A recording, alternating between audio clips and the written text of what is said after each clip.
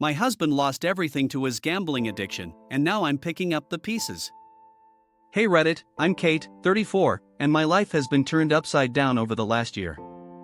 I found out my husband, Tom, 36, has a gambling addiction that he hid from me for years. By the time I realized what was going on, it was too late. He'd lost all our savings and even put our house on the line. Here's the story of how I uncovered his secret, how it destroyed everything we'd built, and how I'm trying to rebuild my life one day at a time. Tom and I met 10 years ago at a friend's wedding.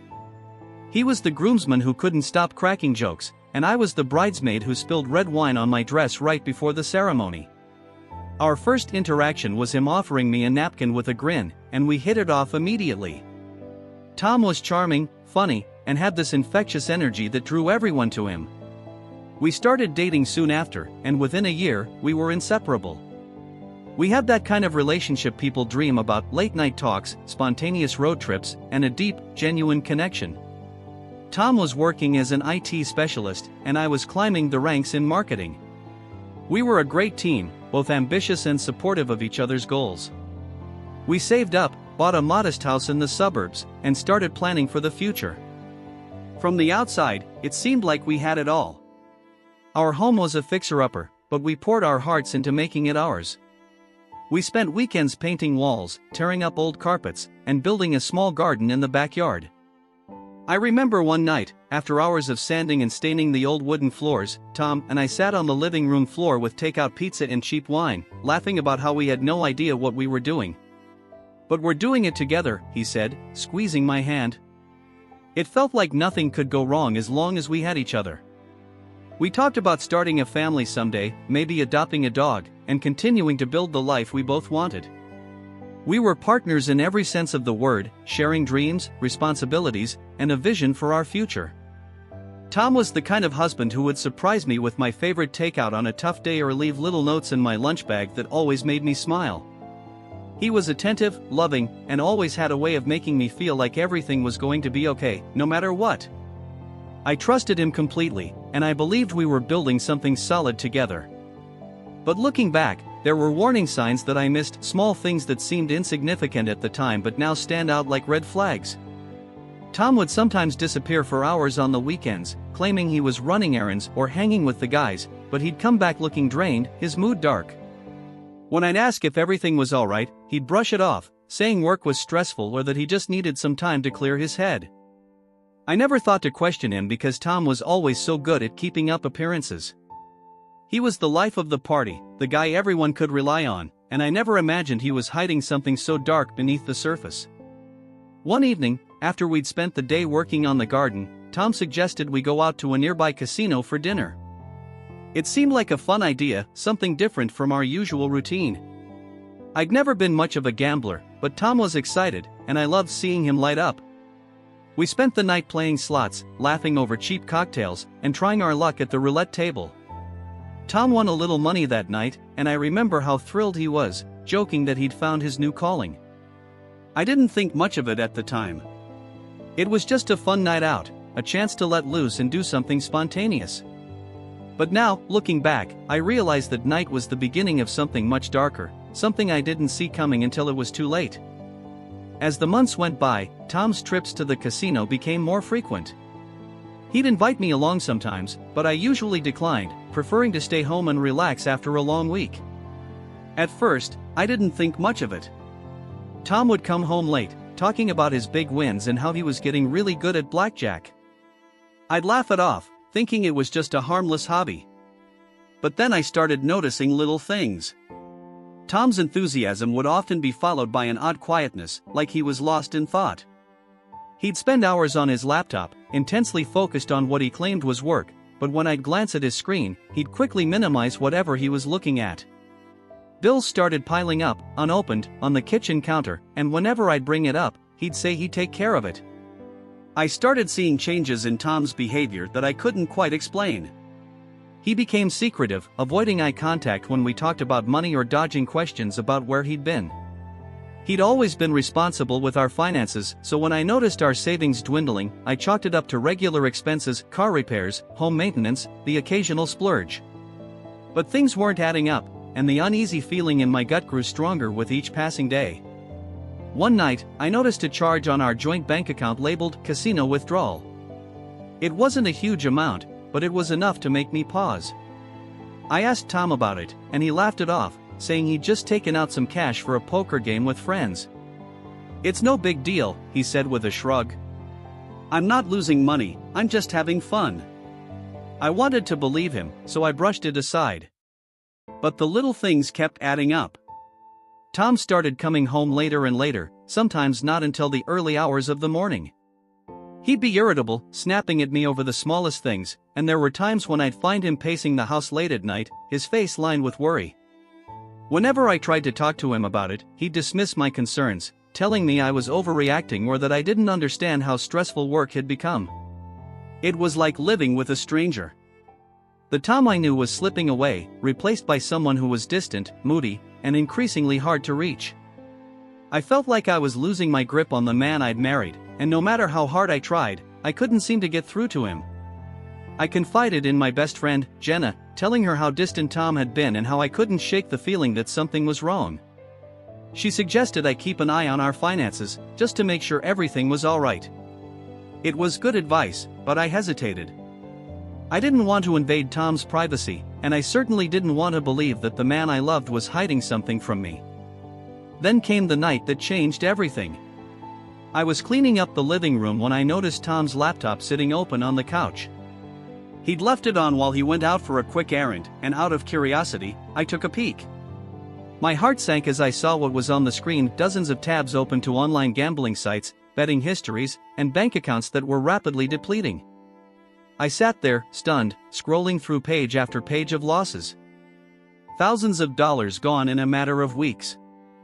I felt sick, my hands trembling as I pieced together the extent of what Tom had been doing. This wasn't just a few games of poker with friends. This was an addiction, and it was spiraling out of control. When Tom came home that night, I confronted him, my voice shaking with a mix of fear and anger.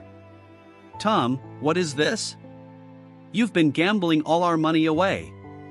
Tom froze, his face going pale as he saw what I'd found.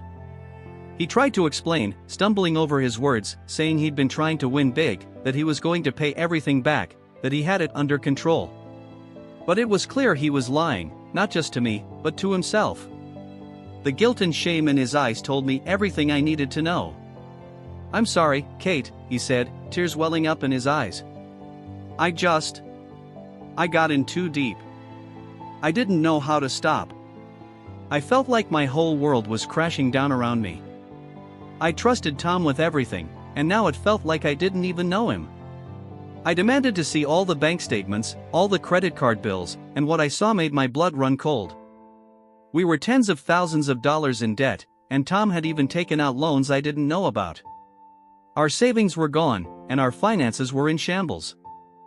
Over the next few weeks, my life became a whirlwind of stress, anger, and heartache. I spent hours on the phone with banks and creditors, trying to understand just how deep we were in. Tom had maxed out credit cards, taken out payday loans with insane interest rates, and even put our house up as collateral for a loan without telling me. The more I dug, the worse it got. Our home, the place we'd built together, was now at risk. The bank was threatening foreclosure if we didn't pay off the loans, and every day brought a new notice or a new call from a debt collector. I felt like I was drowning, trying to hold everything together while Tom's lies kept unraveling. I remember one particularly difficult day when a letter arrived from the bank, detailing the terms of a loan that I had no idea existed. Tom had used our house as collateral for a $50,000 loan, all in a desperate attempt to chase his losses. I sat on the kitchen floor, the letter crumpled in my hands, feeling like the walls were closing in. The reality of what we were facing hit me like a freight train. We were on the verge of losing everything. Tom's behavior became increasingly erratic. He'd promised to quit gambling, to get help, but then I'd catch him sneaking out in the middle of the night, heading back to the casino or gambling online when he thought I was asleep. I tried to talk to him, to make him see what he was doing to us, but he'd shut down, refusing to take responsibility. The arguments became constant. I'd come home from work, exhausted and stressed, only to find Tom staring blankly at the TV or frantically clicking through gambling sites on his phone. When I confronted him, he'd get defensive, accusing me of not understanding, of not supporting him when he needed me most. "You think I want to be like this?" he'd shout, his voice breaking. "I'm trying, Kate. I'm trying to fix this." But the more he tried, the worse things seemed to get. I couldn't sleep at night, too worried about the bills we couldn't pay in the future that seemed to be slipping away. I felt trapped, stuck in a nightmare that I couldn't wake up from, watching as everything we'd worked for crumbled around us. One day, I came home early from work, hoping to catch Tom and have a serious conversation about getting help.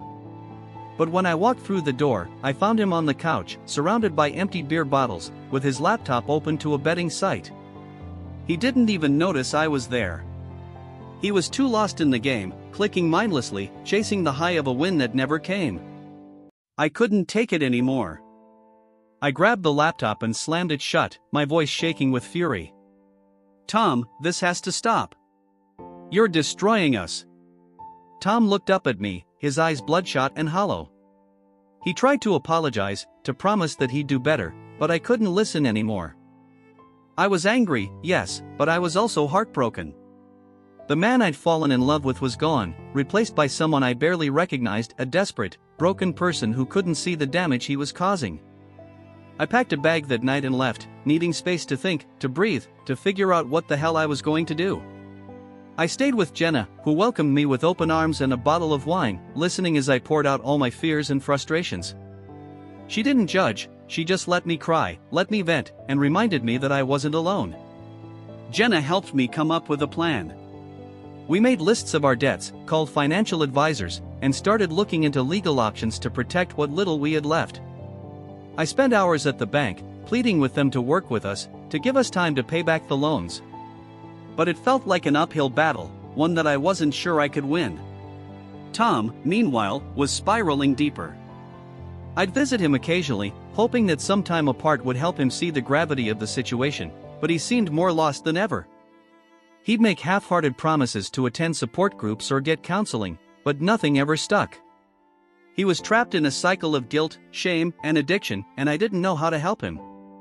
The breaking point came when I received a notice that the bank was moving forward with foreclosure. Our house, the place where we'd dreamed of raising a family, where we'd shared so many happy memories, was going to be taken away. I sat on the floor of our empty living room, surrounded by boxes, feeling like I was losing a piece of myself. I called Tom, hoping that maybe, just maybe, he'd finally see what his addiction was doing to us. But when he answered, his voice was flat, defeated. "I'm sorry, Kate," he said. "I never meant for it to get this bad." I hung up, feeling a mix of anger and sadness that I couldn't even begin to untangle. It wasn't just the money or the house, it was the betrayal, the lies, and the realization that the man I thought I knew was a stranger. After the house was gone, I moved in with Jenna temporarily. It was humiliating, having to start over at 34, crashing in a spare room with my entire life packed into a few boxes. But Jenna was my rock, helping me navigate the endless paperwork, the legal battles, and the emotional toll of losing everything I'd worked so hard for. I started seeing a therapist to help process everything. It felt like I'd been living in survival mode for so long that I didn't even know how to function anymore. My therapist helped me unpack the layers of betrayal, the guilt I felt for not seeing the signs sooner, and the deep-seated anger I had toward Tom. She pushed me to focus on myself, to set boundaries, and to stop trying to fix something that was beyond my control. One of the hardest parts was accepting that I couldn't save Tom. I'd spent months trying to be his support, his anchor, but it had only drained me. I had to let go of the idea that I could make him change, that I could somehow pull him out of the hole he'd dug for himself.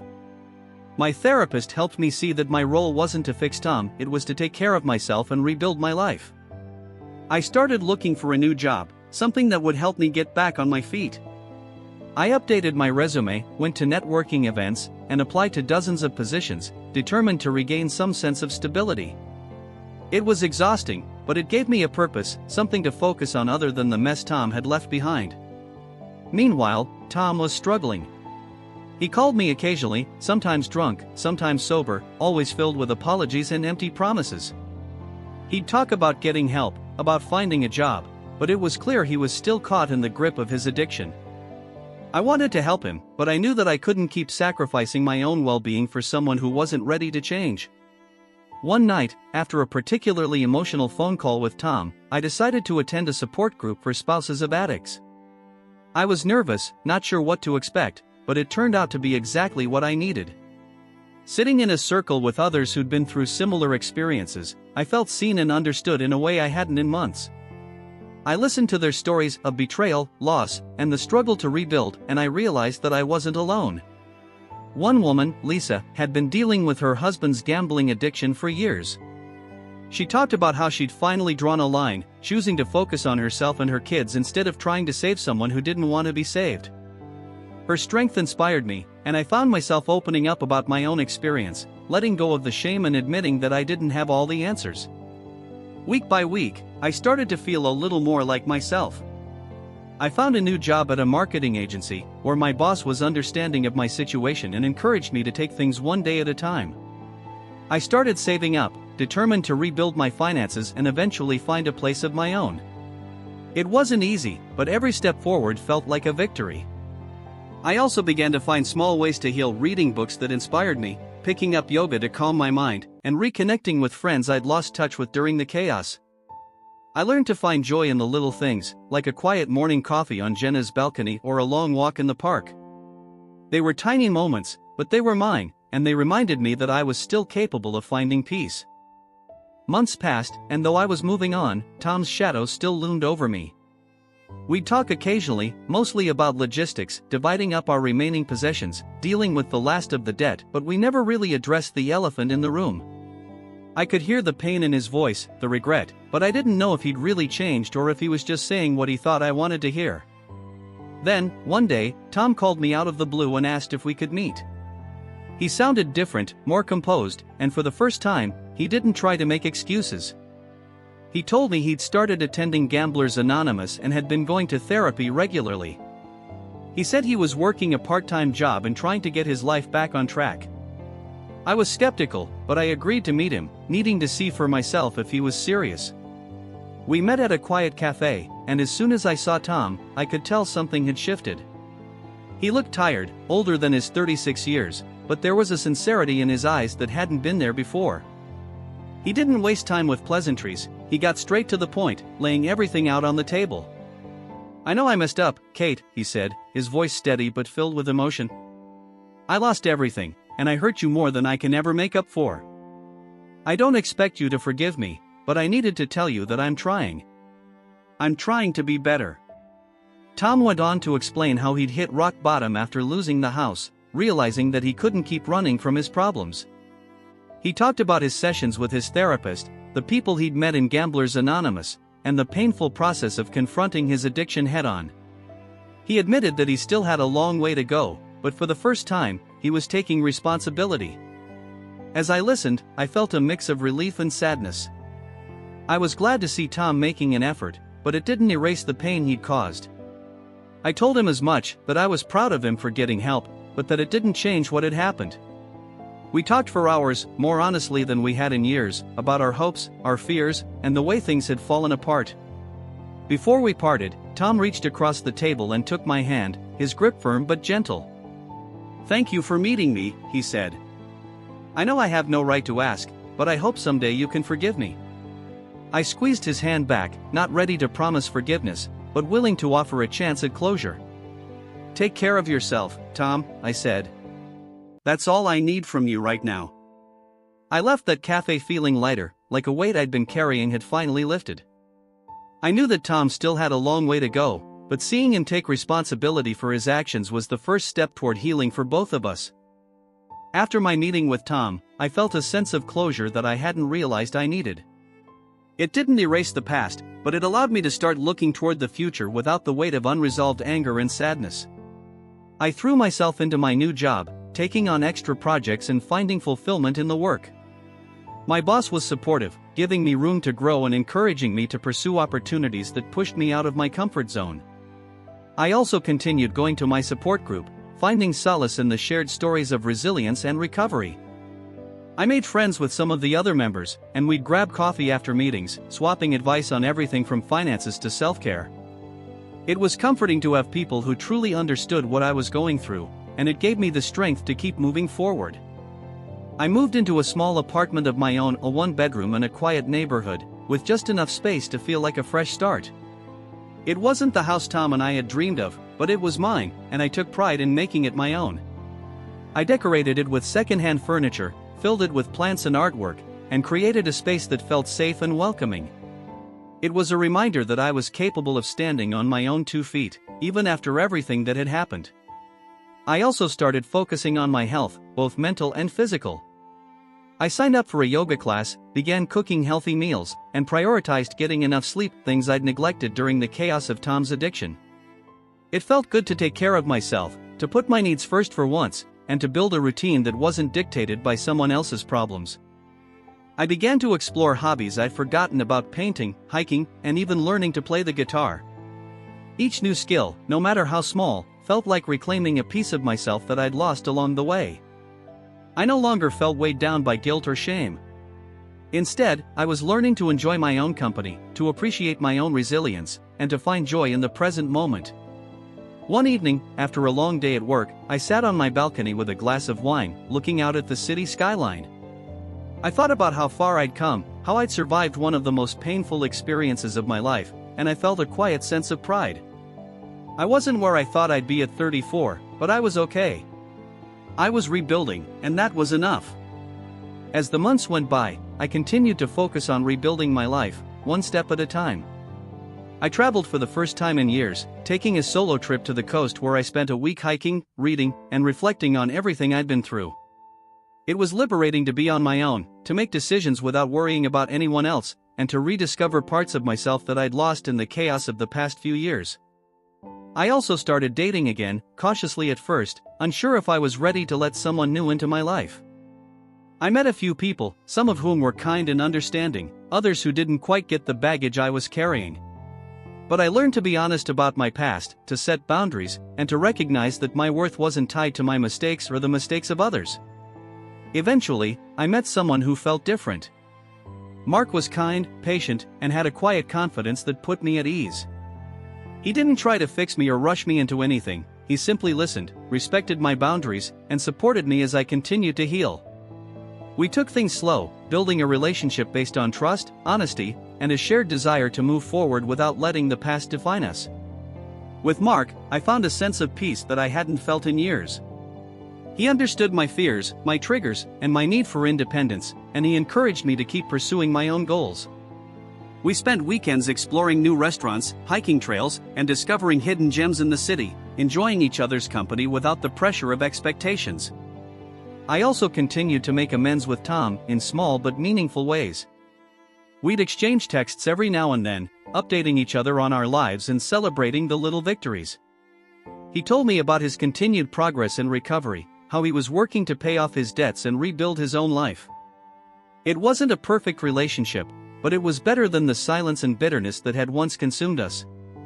One day, Tom called to tell me that he was celebrating a year of sobriety, and he invited me to attend his anniversary meeting at Gamblers Anonymous. I hesitated at first, unsure if I was ready to step back into that world, but ultimately, I decided to go. I sat in the back, listening as Tom shared his story with the group, talking openly about his struggles, his failures, and his commitment to change. I watched as he received his one-year chip, a symbol of the hard work and determination that had gotten him this far. After the meeting, Tom found me and gave me a hug, tears in his eyes. "Thank you for coming," he said. "It means more than you know." I nodded, feeling a mix of emotions, pride, relief, and a sense of closure that I hadn't expected. "I'm proud of you, Tom," I said. "Keep going." As I moved further into my new life, I continued to prioritize my own growth and happiness. I enrolled in night classes to pursue a certification that would advance my career, and I started volunteering at a local community center, helping others who were going through tough times. It felt good to give back, to use my experiences to support those who were struggling, and to find a sense of purpose beyond my own healing.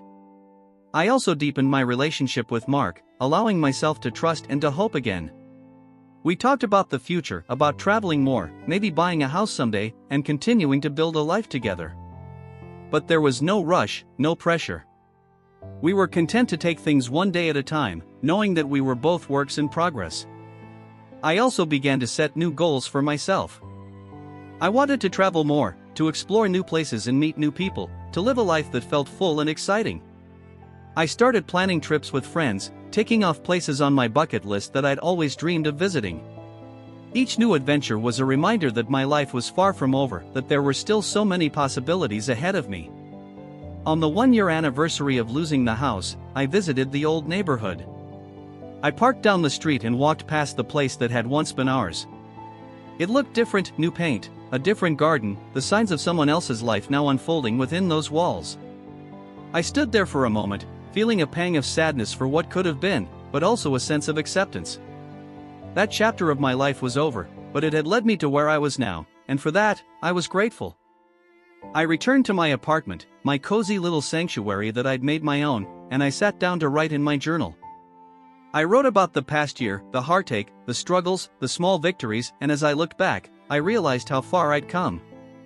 I was no longer defined by what had happened to me, I was defined by how I'd chosen to respond, by the strength I'd found within myself, and by the new beginnings I'd embraced. I'm still rebuilding, still figuring out who I am and what I want, but I'm doing it on my own terms. I've learned that it's okay to let go of the past, to forgive without forgetting, and to keep moving forward even when the road is hard. I'm grateful for the people who stood by me, for the lessons I've learned, and for the chance to start over. Thank you for listening, Reddit. I'm still on this journey, but I'm proud of where I'm headed. And for the first time in a long time, I feel hopeful about what comes next.